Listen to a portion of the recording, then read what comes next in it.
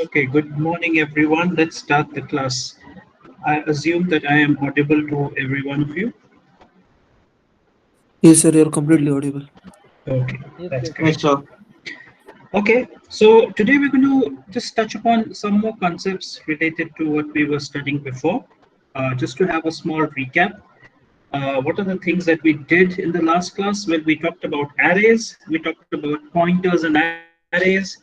We also talked about how you can pass a single dimension array into a function, right? We talked about the function. We also saw how you could pass the pointer to an array into the function, and we did some programs as well. Now, today, I'm going to, teach you or tell you a little bit about, you know, arrays as well as about pointers. So, first important thing is we can also create an array of pointers. Okay, now what is array of pointers? We know that when you created an array, right, we stored integer values into it like 5, 4, 3. So if you create an integer array, right, inside this integer array you can store integers. Now sometimes some of the applications require you to store pointers inside these array, as array elements. So in C, pointers can also be stored inside these array elements. That is allowed. And that is called as array of pointers. Okay, array of pointers. So how can we store array of pointers? How can we store the array of pointers inside an array? Let's look at that small example.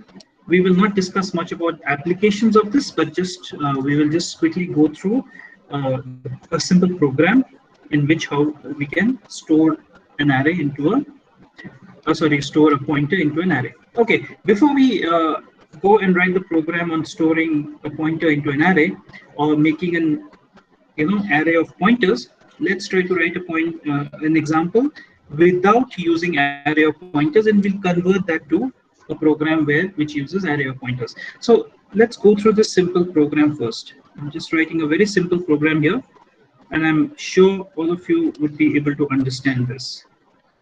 So I write my normal stdio.h, and then I'm going to write my main function, which is always very important. And then I'm going to declare an array. So let me declare an array which is of say size 3. Okay, I can also define undefined array, and let me just initialize the values here itself, so I don't have to worry too much about initializing the values. So here is my integer array consisting of 3 different integers, 10, 100, and 200. Let me declare another variable. Now this variable is going to use for the for loop. So I'm going to start with I is equal to 0, right? Then we will go with I is less than 3 because my size is 3. And then I can write I plus plus. Okay, and inside my for loop, what I'm going to do, right? I'm just going to print the values. So here I'm going to print values, and let's say, all right, percentage d. All of you know what this percentage d is, right? It's an format specifier. And what I'm going to do is take this array and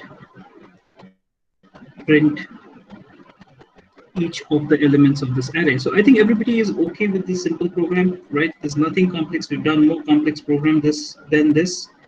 So here is my complete program. This program does nothing, but what it does is it prints out 3 different numbers. What are the numbers it prints out? It prints out 10, 100, and 200. And these are the 3 elements of this particular array. Very simple program, no pointer involved, nothing at all. Okay, now what you're going to do is we're going to write the same program, and this time we are going to use the array of pointers. Okay, so we are going to take an array of pointers. Now how we are going to use an array of pointers, I'm going to show it to you. So the first thing is when you declare an integer variable or integer array, you just write integer array and give the dimension. That's it. This is how you declare a simple integer, what you call array. But if I have to declare a pointer array, that means an array which is going to store addresses or which is going to store pointer variables, then my array declaration will be something like this: int. Now I have to put a star PTR and I need to specify the dimension. I can also have it undefined here, but this is a declaration for an integer array, right? So this PTR is going to be an array, and inside PTR I can't store integer, I can't store floating point, I can't store any character. But what I can store is I can store the address of what? Address of those memory location where an integer is stored. So if you look at this array here, VAR, this is an integer array which stores 3 integers. Now I can take the address of these 3 memory locations and I can store it into this PTR array. So I can have a PTR array which consists of 3 different addresses here. This will be an address, and these 3 addresses will be the address of my VAR, which contains 3 integer number. So I can take the address of this, address of this, address of this, and I can store these 3 addresses inside this array. And this is basically an array, not of integers, but of pointers. Okay, so I can have array of pointers. So let's kind of change this program. Let's write a simple program where we can demonstrate this. So as usual, let me start with my hash include. Okay, so std.h, and let's start with main. Let's declare the same array that we used, so that, you know, in the same example that we used in the previous program. So let's initialize with the same value. So we have 10 and we have 100 and we have 200. No problem at all. Sorry, this is a wrong bracket. So I need to use this. All right. Now here I am declaring a variable I. We're sure we know why we are declaring I to run the for loop, right? Just give me a moment. Yeah, everything's okay. And then I'm going to declare a pointer variable now. And this pointer variable is not a simple variable, but it is a pointer array. Okay, what is the size of this array? I've defined it as 3. Why? Because this array is also of the size 3, and I want to store the addresses of these elements inside my pointer array. Okay, so this concept is called as array of pointers. That means I can create a pointer and fill it with I can create an array and fill it with the pointers or the addresses. So this is fine. My declaration of array of pointers is completed. So now I'm going to run a loop. So let's run this loop. I is equal to 0, I is less than 3, and I plus plus. So this is my for loop. And what I'm going to do in this loop is I'm going to take the first element of this pointer array. That means PTR I is basically, now this is my, there are 2 arrays now. One array consists of my integer array. The name of this array is var, and inside this I have 10, 100, and 200 stored. Now what I'm going to do in this step is, here is my pointer array of pointer, and in that array of pointer I value is 0, so I'm pointing to this location. And what I'm going to do here is I'm going to take the address of the first memory location of var, the array var. So what this is going to do is PTR 0 is this memory location.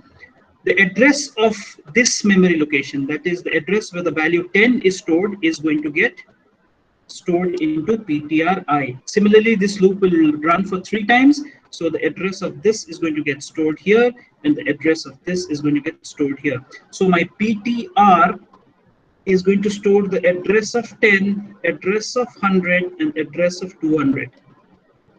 Okay, so comparatively simple. There is nothing complex here. What we've done is just we are storing the addresses of each of these elements into this array of pointers. Okay, now how can we loop through it? So let's run another loop.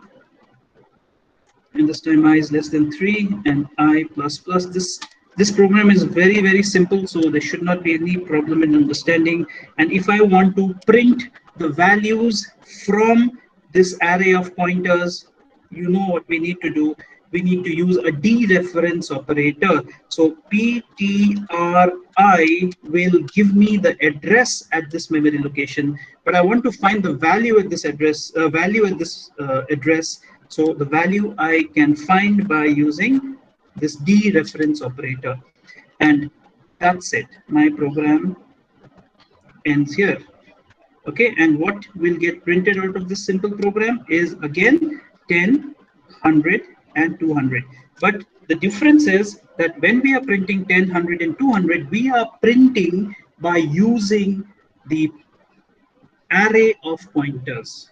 Okay, so it's a very simple concept that just like your integer array or your floating point array, you can also have an array of pointers. That means you can have an array, and inside that array you can store addresses of any data type. Now, but remember one important thing, that when you're storing the addresses of different data types here, it has to be homogeneous. That means I cannot have the first element to store the address of an integer and the second element to store the address of a floating point number, or the third element to store the address of a character.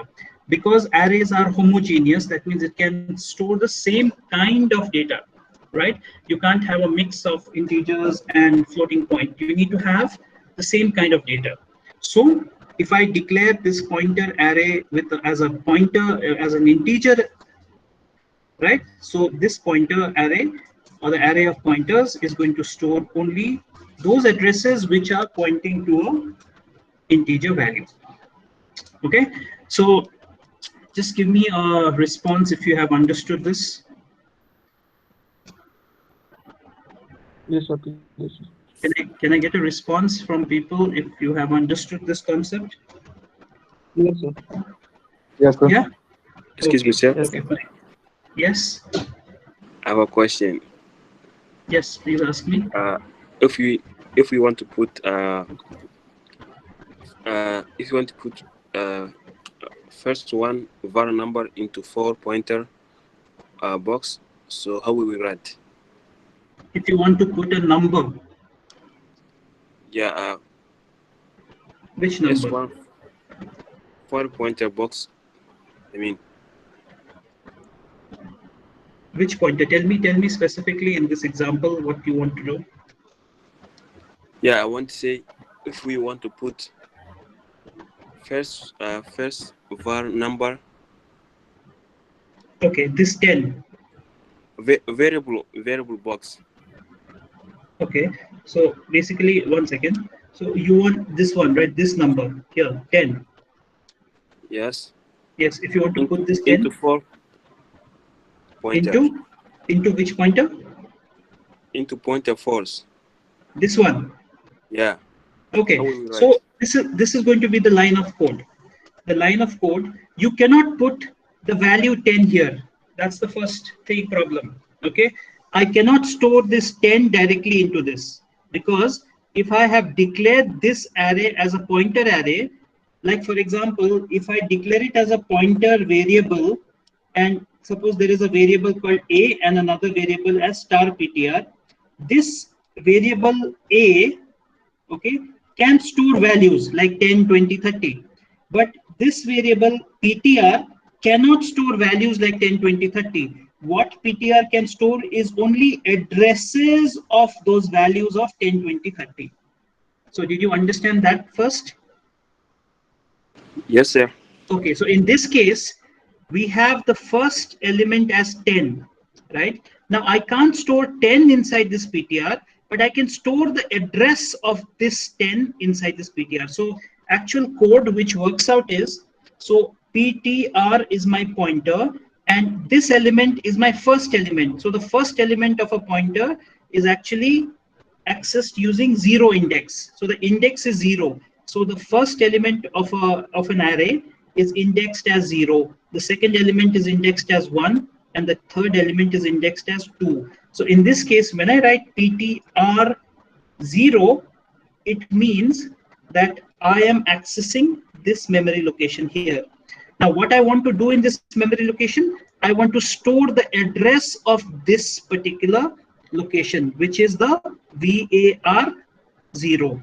So here, if I write VAR and 0, then this will be wrong, because what I'm trying to do here is I'm trying to access the value 10 and I'm trying to put it inside this, but this is not allowed because values cannot be put inside a pointer. So what I need to do is I need to put an address. So how do I get the address? I get the address by using this operator, and which is the address of operator. So this line of code ptr0 is equal to and var. This line of code will actually take the address of this memory location and copy it into the first address of PTR, the first element of PTR. Is that clear now? Okay, so clear. So what is happening in this for loop is, first the I value will be 0 here, so it will be ptr0 is equal to and var 0. Now that is my first line which I have written here.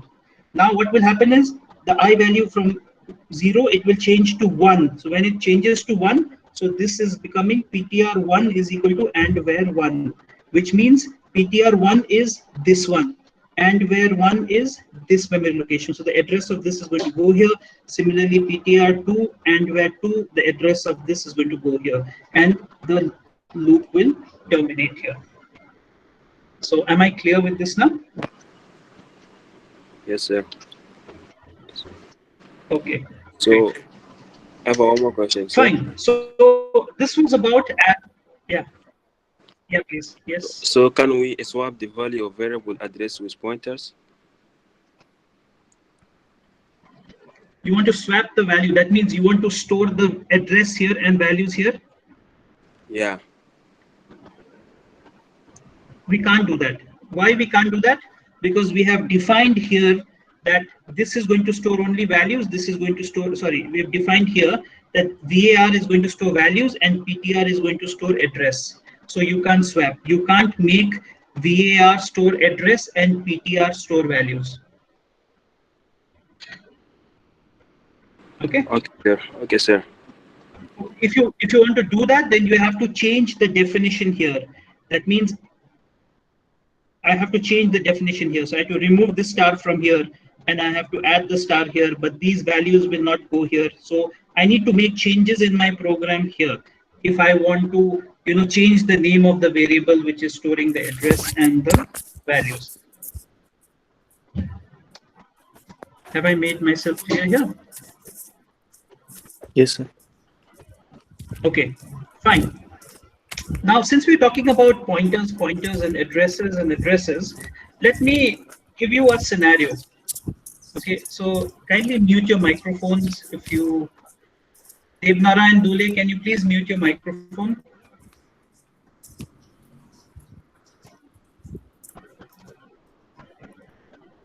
Devnarayan, can you hear me? Please mute your microphone, there's disturbance. Are you in the class? So you just logged in and the microphone is on.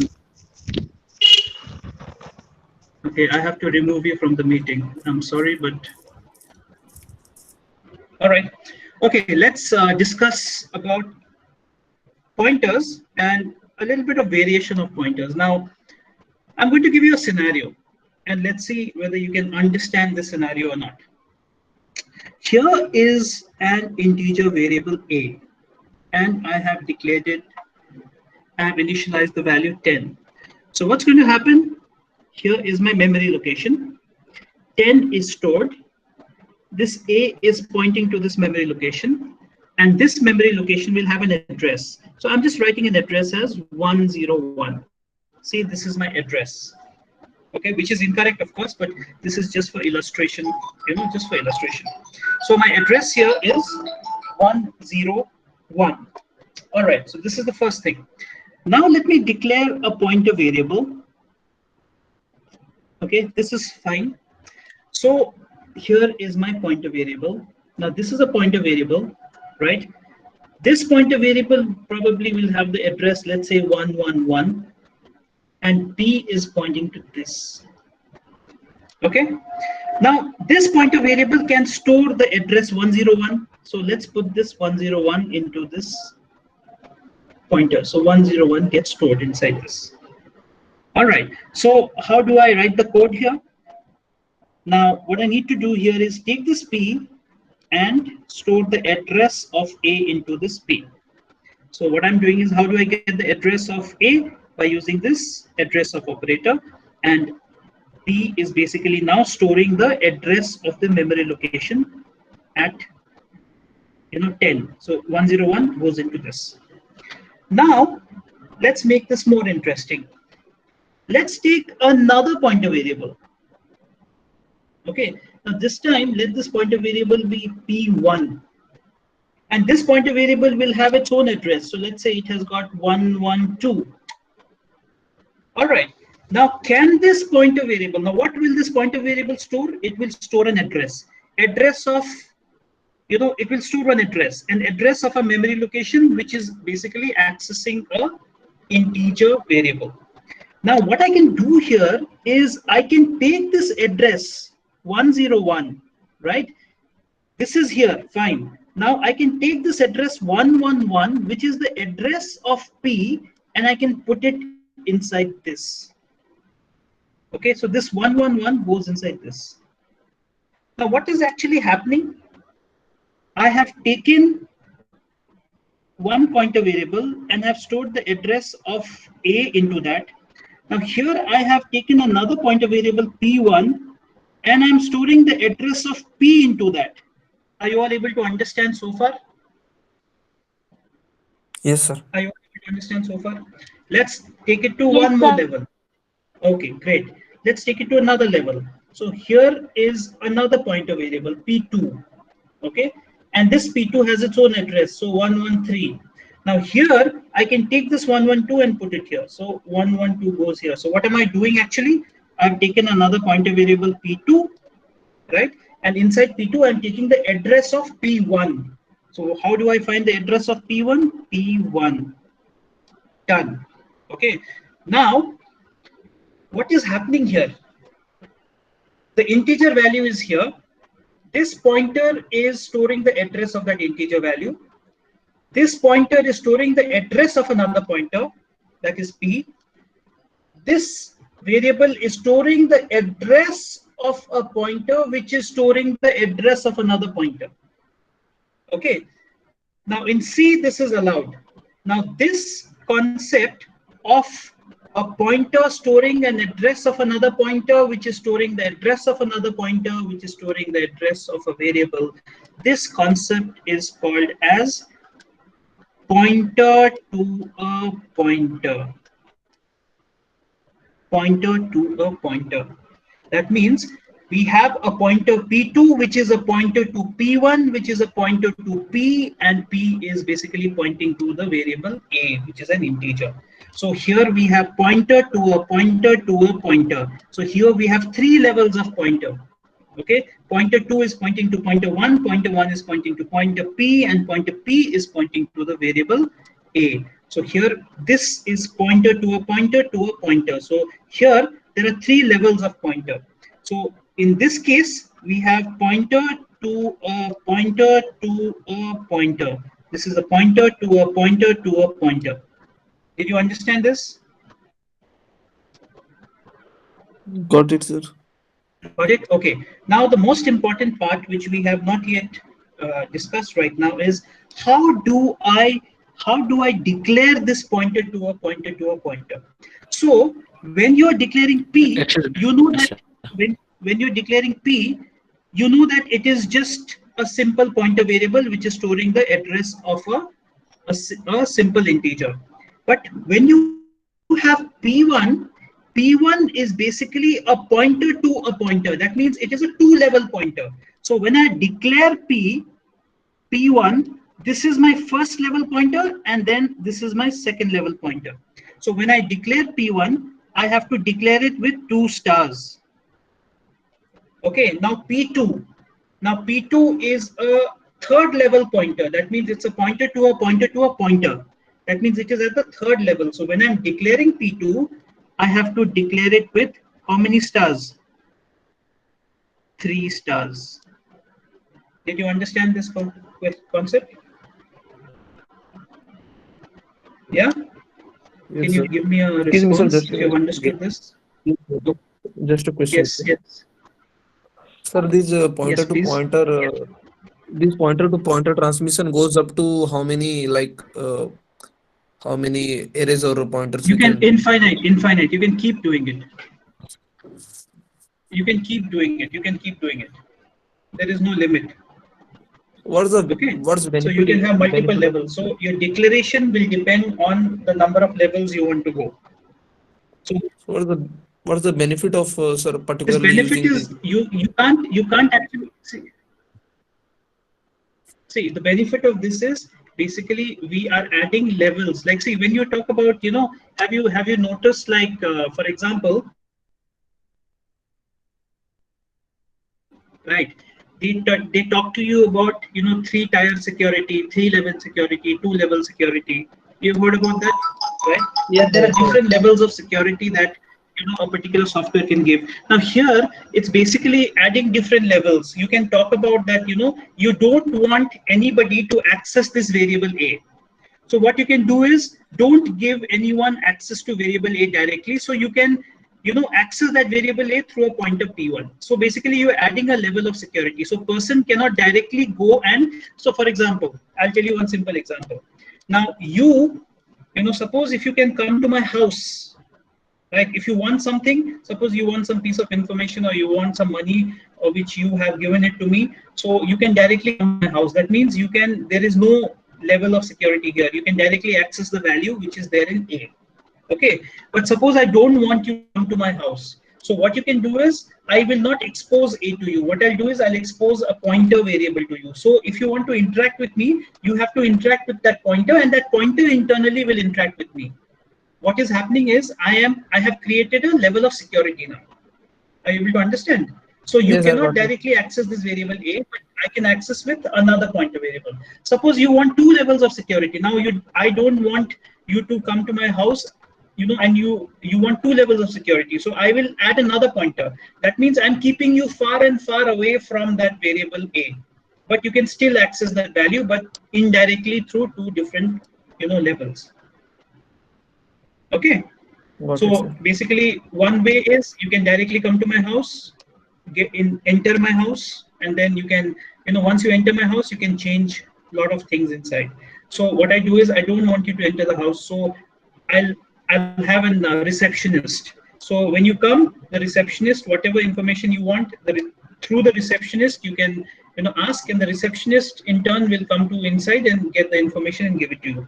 Now, if I want another level of security, I'll keep a security guard also at the gate. So you can't even come to the receptionist. The security guard is that pointer through which you can talk. That pointer will connect to the receptionist, who is the second pointer, and that receptionist will talk to the actual value. So it's basically adding different levels of security. Okay. Yes, sir. Got it. All right, fine. So fine. So this is fine. This is fine. Now let's say if I want to print the value of A, if I want to print the value of A. So how do I print the value of A? One way is directly print A. Right? You know that. If I want to print the value using this P2 pointer, so what happens is say %D. Okay. Now, if I write only P2, what is going to happen? It is going to print what? It is going to print the address Of P1. 112. Yes, sir. 112. It's going to print the address 112, which is there inside P2. But I don't want that address. I want the value at that address. So if I do star P2, that means what is going to get printed? What is the value at that address? So the value of that address is 111. So now with this expression, 111 gets printed. But I don't want 111. So this is basically printing 111. Now, what is the value at that particular address 111? I do another star. Now this what is going to do is going to print 101. Are you able to understand? Because the value at 111 is 101. So this is going to print 101. Now this is also an address. 101 is also an address. Now I want to print the value at that address. So what is the value at that address? Another star. So what is the value at that address 101? What is the value at the address 101? The value at that address 101 is 10. So now 10 is going to get printed. So I can remove all these brackets and I can simplify this code. So if I write percentage D, right, and write star star star P2, what value will get printed? 10. Okay, so I have to use the dereference operator 3 times here because this P2 is a pointer at the third level, pointer to a pointer to a pointer. So is this clear? Yes, sir, clear, sir. Yes, sir. Okay. Now remember that this is a very, very nice trick that people will try to use during your placement interviews or your quizzes or C quiz. You'll if you attend those C questions and C quizzes, these are some of the concepts which they will try to confuse you with. Because if you don't understand the concepts, the star itself, like, kind of scares you, right? Star itself scares us all. Like when you see stars, there is something wrong. So suppose a program has got too many stars. I'm declaring a variable with 3 stars, right? First, and if you can't correlate to what's happening, then you will be confused. But if you know this concept of pointer to a pointer to a pointer, then you will know exactly what is happening. So if they ask you to do a dry run of a program and to tell you what is going to be the output, you can very easily figure out just if you understand this concept of pointer to a pointer. So please do not forget this. I would also request you to write a small program and then kind of experience it yourself so that it's more clear. Okay, so more or less this is done with arrays and pointers, right? There are a lot of programs that you need to practice. So today I'm going to give you one assignment. I have taught, I have explained what is a single dimension array. I have explained the concept of array and a pointer. I have also shown you how to write a function, a user defined function. I have also shown you with a program how to pass a single dimension array into a function. I have also shown how to pass the pointer to a single dimension array into a function. Now, what I want you to do is, using all these concepts which I have taught over the last 1 week, I have an assignment for you. Okay, so I want you to take this down.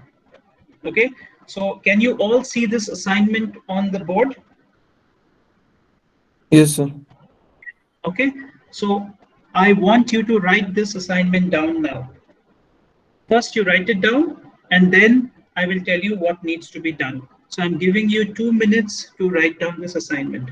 All of you, please take out your pencil and your paper and your pen and write this down. Don't take a snapshot. If you want to take a snapshot, you take a snapshot. If you want to write it down, but please have this assignment with you. So I'm giving you 1 minute to write it down or take a snapshot, and then I'll tell you what needs to be done here.